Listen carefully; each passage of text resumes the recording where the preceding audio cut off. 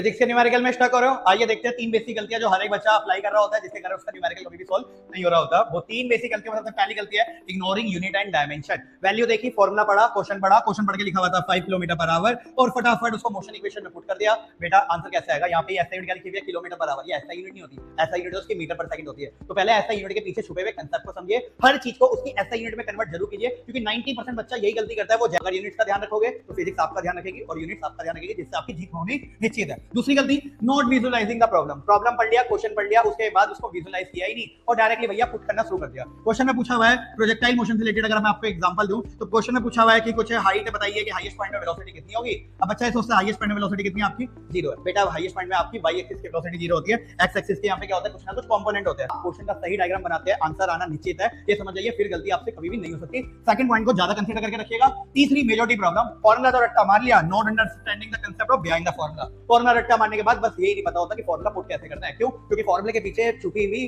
गहराई को तो आप जानते ही नहीं हो। सबने फॉर्मूला रट्टा मारा है, force equal to mass into acceleration, but ये नहीं पता कि फोर्स निकालनी कब है, कैसे निकालनी होती है। तो इससे पहले जब ये फॉर्मूला बना होगा तो ये देखिए कि यहाँ पे फोर्स जो होती है नेट फोर्स होती है, मास जो होता है बॉडी का मास होता है, और जो एक्सीलरेशन होता है बॉडी का एक्सीलरेशन होता है, ना कि आपकी लगाया हुआ एक्सीलरेशन होता है। तो इस तरीके से पहले फॉर्मूले को ध्यान से समझ लीजिए, और अगर आप यूनिट का ध्यान रखते हैं और फॉर्मूले का और विजुअलाइज करते हैं, फिजिक्स में ये पहाड़ जैसा सब्जेक्ट जो आपको भारी लग रहा है ये बिल्कुल एकदम हल्का हो जाएगा। और फिजिक्स में स्ट्रॉन्ग बन गया तो समझ जाओ रैंक और मार्क्स और सारी जिंदगी आपकी इंप्रूव होनी ही होनी है।